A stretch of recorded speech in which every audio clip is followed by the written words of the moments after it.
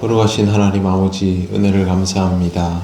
귀한 주일 아침을 우리에게 주셨사오니 기도를 하나님께 나아갑니다.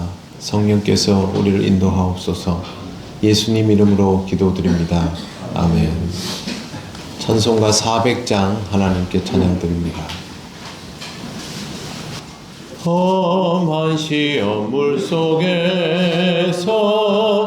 나를 건져주시고 노한 풍랑 지나도록 나를 숨겨주소서. 주여 나를 돌보시사 고이 품어주시고 험한 풍파 지나도록 나를 숨겨주소서.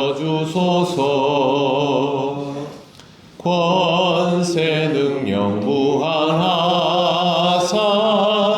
모든 시험 이기고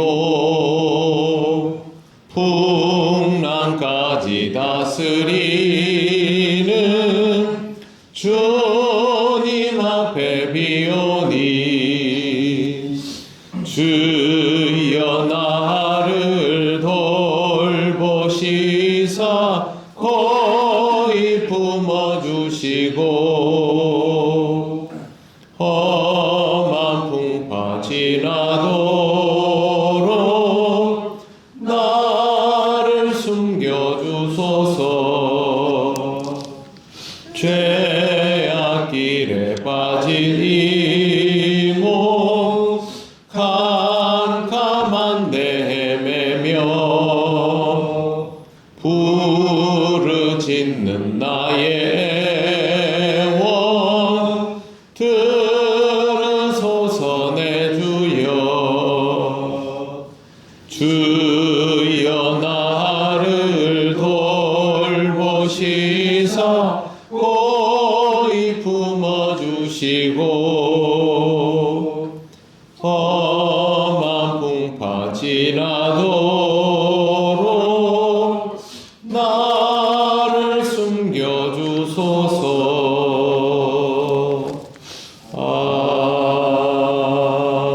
아멘. 하나님 말씀 사도행전 28장 1절에서 6절입니다. 한 절씩 교도하겠습니다. 우리가 구조된 후에 안즉 그 섬은 멜리데라 하더라. 네가 원한 이상을 원주민들의 우리에게 특별한 공전을 하여 불을 피워 우리를 다 알리고자. 바울이 나무 한 묶음을 거두어 불에 넣으니 뜨거움으로 말미암아 독사가 나와 그 손을 물고 있는지라. 원주민들이 이 짐승이 그 손에 달려 예수를 보고 서로 말하되 실시로 이 사람은 살인한 자로다. 바다에서 그를 잡았으나 공의가 그를 살지 못하게 합니다 하니. 바울이 그 짐승을 불에 떨어버림에 조금도 상함이 없더라. 그들은 그가 붙든지 혹은 갑자기 쓰러져 죽을 줄로 기다렸다가 오래 기다려도 그에게 아무 이상이 없음을 보고 돌이켜 생각하여 말하되 그를 신이라 하더라. 아멘. 구조된 섬은 멜리데입니다. 멜리데는 시실리 남쪽 98km 지점에 위치해 있습니다. 시실리는 이탈리아 남부에 있는 섬입니다. 그러니까 로마가 있는 이탈리아와 굉장히 가까운 지역에 내리게 된 것이죠. 멜리데의 전체 길이는 29km, 너비는 15km인데 제가 크기를 봤더니 우리나라 강화도하고 비슷한 크기로 보입니다. 이 정도면 작다고만 할 수는 없는 정도의 섬이지요. 이 섬은 오래전에 페니키아인들이 점령해서 식민지로 있다가 로마가 정복한 이후부터는 로마 식민지가 되었고 행정관이 통치하는 지역입니다. 이 지역에는 로마의 퇴역 군인들이 은퇴를 하면 이곳에 와서 정착해서 사는 경우들이 많았고 그것 때문에 휴양 도시로 알려져 있습니다. 멜리데라는 이름은 피난처라는 뜻입니다. 바울이 14일간의 표류 끝에 피난처라 불리는 섬에 도착을 하게 된 것입니다. 2절 보시면 비가 오고 날이 참에 원주민들이 우리에게 특별한 동정을 하여 불을 피워 우리를 다 영접하더라 라고 되어 있습니다. 추워진 날씨에 떨고 있는 이 표류 일행을 원주민들이 따뜻하게 대접을 해준 것이죠. 바울이 나무 한 묶음을 거두어서 불에 넣었는데 이 나무가 뜨거워지니까 그 안에 있는 독사가 나와서 바울의 손을 물었다라고 3절에 되어 있습니다. 그런데 4절을 보시면 이런 내용이 나옵니다. 원주민들이 이 짐승이 그 손에 매달려 있음을 보고 서로 말하되 진실로 이 사람은 살인한 자로다. 바다에서는 구조를 받았으나 공의가 그를 살지 못하게 함이로다 하더니 라고 되어 있습니다. 바울이 그 나무를 이제 불에다가 이제 넣으려고 하니까 이 뜨거운 나무 안에서 독사가 나와서 바울을 물었다는 것인데요. 문제는 이 광경을 보고 바울을 살인자라고 말하는 겁니다. 바울이 죄수라고 생각했겠죠. 사람들이 모여 있는데 군인들도 있고 또 죄수도 있다. 그리고 죄수 그룹에 바울이 속해 있으니까. 그런데 뱀에 물리는 걸 보고 살인자라고 바로 단정을 딱 하는 것입니다. 그 다음에 하는 말이 공의가 그를 살지 못하게 한다라고 합니다. 조금도 근거가 없는 말을 너무도 쉽게 이렇게 하고 있어서 한 사람을 살인자로 만들어 버립니다. 바울은 지금까지 복음 전하는 것 외에는 뭐 다른 게 없지요. 모르겠습니다. 예전에 바울이 그리스도인들을 박해했을 때 그때의 악행들은 하나님 앞에서 이미 회개하고 또 용서를 구하고 이제 완전히 새로운 삶이 되고 난 이후부터는 사실은 뭐 나쁜 일 근처에도 안 갔을 텐데 사람들은 이름도 모르는 사람을 뱀에 물렸다는 사실만으로 살인자라고 치부를 하고 그걸 말하기 위해서 공의라는 말을 사용합니다. 공의가 무슨 뜻인지도 모르는 사람들이 이렇게 말을 함부로 하는 것이죠. 다른 사람의 말을 이렇게 쉽게 하는 경우들을 봅니다. 교회 안에서도 이런 사례들이 가끔씩 발견될 때가 있습니다. 아주 좋지 못한 습관이죠. 남의 말을 하는 이유는 자기가 그 말에 대한 책임을 지지 않는다라고 생각하기 때문이고 자기와는 상관이 없다고 생각해서 그냥 하는 말입니다. 하지만 이것은 아주 심각한 죄입니다.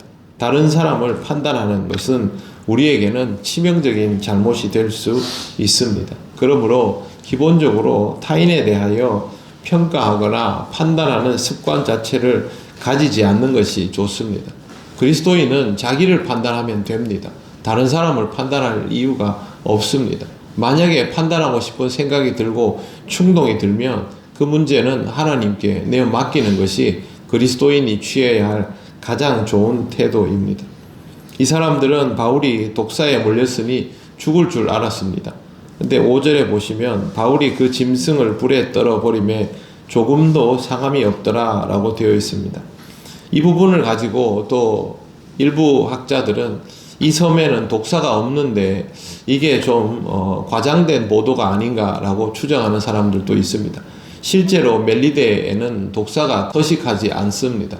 그런데 독사가 꼭 서식에서 들어오는 건 아니죠. 왜 그러냐 하면 온갖 경로를 통하여 짐승들은 이동을 할 수 있기 때문입니다. 더구나 이 사도행전의 기록자는 의사 누가입니다. 의사 누가가 이 부분도 구별을 못할 것은 아니겠죠. 그리고 현지에 있는 원주민들은 자기 지역에서 서식하는 것들 혹은 그 지역에서 보이는 뱀의 모양 정도는 확실하게 압니다. 여러분 시골에 가서 동네 사람들 보면요. 이거는 무슨 뱀이고 저거는 무슨 뱀이고 그 동네에 있는 뱀 다 압니다. 오죽하면 이 사람들이 이제 독사에 물렸으니까 죽을 것이다 라는 말을 합니까? 바울이 스스로 독사에 물렸다고 말한 게 아니라 이 사람들이 독사에 물렸다라고 곧 죽을 거라고 이제 사실 구경하고 있는 셈이지요. 그렇기 때문에 이 부분에 대한 보도는 명확합니다. 그런데 6절을 보십시오. 그들은 그가 붙든지 혹은 갑자기 쓰러져 죽을 줄로 기다렸다가 오래 기다려도 그에게 아무 이상이 없음을 보고 돌이켜 생각하여 말하되 그를 신이라 하더라. 독사에 물렸는데 안 죽었네? 그러면 이 사람은 살인자가 아니고 신이네? 이렇게 나온 것이죠. 세상에 이렇게 경솔할 때가 어디 있습니까? 이 어리석음과 종교심이 합쳐져서 자기들 마음대로 이 사람은 살인자, 또 이 사람은 뒤집어서 신, 이렇게 해버리고 있는 것이죠. 인간의 경솔함은 바로 이런 것입니다. 이런 경솔함 때문에 다른 사람에 대하여 함부로 말하거나 판단해서도 안 되는 것이고, 또 성경을 읽을 때도 각별히 주의해서 해석하는 데에 조심해야 하는 것입니다. 이런 경솔함들에 의해서 이단도 생기고 사이비도 생기고 여러 가지 문제가 발생합니다. 인간의 어리석음은 자기 자신을 믿는 데에서부터 비롯이 됩니다. 그렇기 때문에 인간은 자신을 믿는 습관에 중독되면 안 됩니다. 이런 수준의 어리석음으로는 바울을 믿고 추앙하고 따라도 아무 쓸모가 없습니다. 바울의 말을 잘 듣고 바울의 가르침을 듣고 나서 그리스도인이 되는 것은 모를 일이지만, 바울이 뱀에 물리지 않았으니까 저 사람은 신적인 존재다, 이제부터 저 사람 말하는 거는 다 믿으면 되겠구나, 이렇게 말하는 사람들이 제대로 된 신앙을 가질 수 있을까요? 세상에 기적과 능력이 보인다 하면 거기는 어디든 다 쫓아가가지고 거기 가면 무슨 병 고침이 있을까 하면서 맹신하는 것과 무엇이 다릅니까? 그리스도인의 신앙은 이런 것이 아닙니다. 주님의 말씀을 듣고 그 말씀의 이치를 깨닫고 이치대로 살아가다 보면 하나님께서 임재하시고 역사하셔서 일어나게 되는 모든 일들을 말씀을 따라서 깊이 묵상하고, 그러면서 하나님이 어떤 분인가를 알아가고, 그래서 하나님을 더 믿고 바랄 수 있게 되는 것이 그리스도인의 삶입니다. 그냥 무작정 내가 필요한 것들을 줄 수 있는 대상이 누굴까를 찾다가 뭔가 비슷한 것이 보이면 속단하고 거기에 달려들어서 그걸 통해서 뭘 얻을 수 있을까를 생각하는 방식으로는 최선을 다해도 기복주의밖에 되지를 않습니다. 이런 어리석음을 우리는 본받을 필요도 없고, 또 이런 어리석음에 중독될 필요는 더더욱 없습니다. 사랑하는 성도 여러분, 거룩한 주일 우리가 예배하는 하나님은 이런 식의 숭배를 받는 대상이 아닙니다. 하나님을 더욱 깊이 알고 하나님의 말씀을 듣고 또 배우고 따라가며 그리스도를 닮은 사람이 되어갈 때에 오늘 우리가 드리는 예배도 진정성이 있을 것입니다. 그런 마음으로 올해 마지막 예배로 하나님께 영광을 돌리시기를 바랍니다. 기도드리겠습니다. 하나님 감사합니다. 믿음으로 길을 가고 또 이 자리에까지 이른 바울을 보며 쉽게 판단하고 쉽게 추앙하려 하는 어리석은 사람들을 봅니다. 세상에 이런 사람들 참 많이 있습니다. 그러나 하나님 아버지, 우리는 이와 같은 삶을 살지 않기를 원합니다. 그렇게 살아가지 않도록 우리 예수 그리스도께서 말씀 주시고 깨닫게 하셨사오니 건강한 믿음을 가지고 오늘도 예배하며 하나님께 영광을 돌리고 신앙으로 더욱 성숙해가는 귀한 날이 되게 하여 주시옵소서. 오늘의 모든 것을 주님께 맡겨오며 예수님 이름으로 기도드립니다. 아멘. 하늘에 계신 우리 아버지, 아버지의 이름을 거룩하게 하시며 아버지의 나라가 오게 하시며 아버지의 뜻이 하늘에서와 같이 땅에서도 이루어지게 하소서. 오늘 우리에게 일용할 양식을 주시고 우리가 우리에게 잘못한 사람을 용서하여 준 것 같이 우리 죄를 용서하여 주시고 우리를 시험에 빠지지 않게 하시고 악에서 구하소서. 나라와 권능과 영광이 영원히 아버지의 것입니다. 아멘.